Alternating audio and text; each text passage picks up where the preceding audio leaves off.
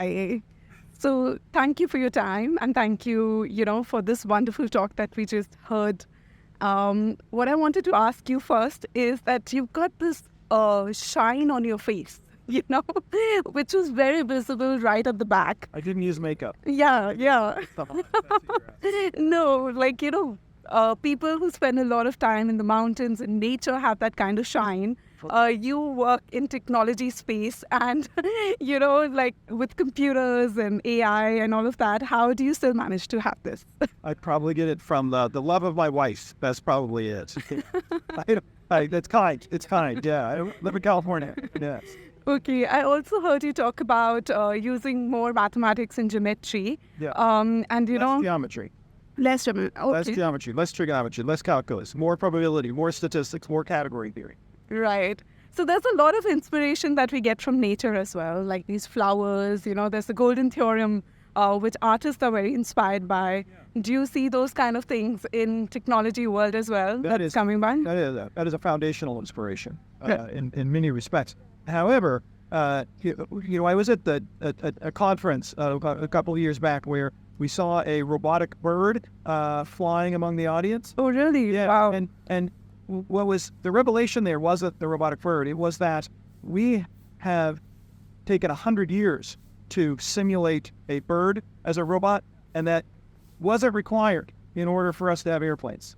Right. Wow. We don't necessarily need to understand foundations of nature in that way in order to have a transformation in how we experience.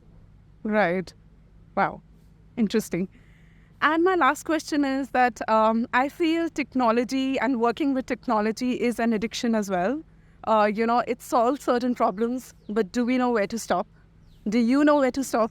Yeah, this is a challenge for all of us. And I encourage people just to experiment for themselves because, these tools are designed to be addictive, as we all know. And so my latest experiment, I would say for me personally, is not using technology for the first period of the day, using analog devices and not consuming, but rather generating knowledge, writing down, maybe even longhand. But that's like kind of my personal exposure because our attention spans are shrinking. There's this one conference, a TED conference, where when I first started going to it, the speeches were 18 minutes, and now they're 12.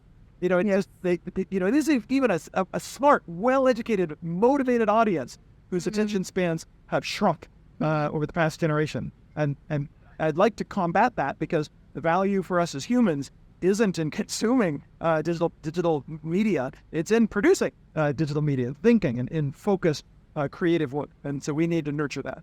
Yeah, but sometimes when we're inventing so much and giving people so many tools, we're taking away the imagination from them and the creativity. So we as inventors, do we feel responsible for that in some ways?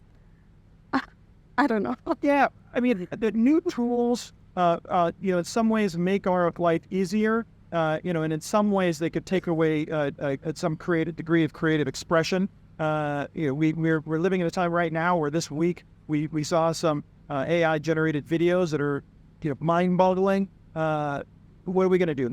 Not invent those technologies?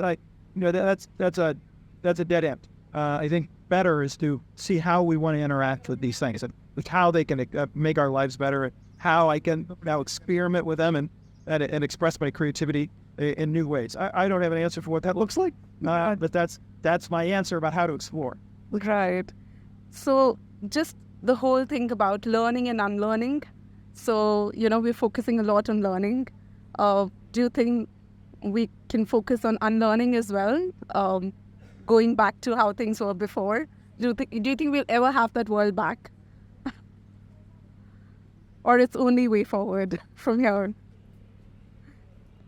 When I think of going back, I think of recapturing the wonder of imagination as a child. And I would like to go back to that continually, not be jaded, continually not be immune to feeling for the experience of other people, their human experience. That's what I would think of as going back. I might also offer in going back the foundational knowledge of mathematics.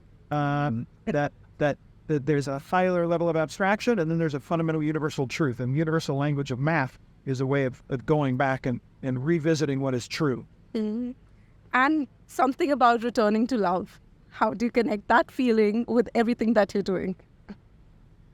I mean, that is the foundation of the human experience, right?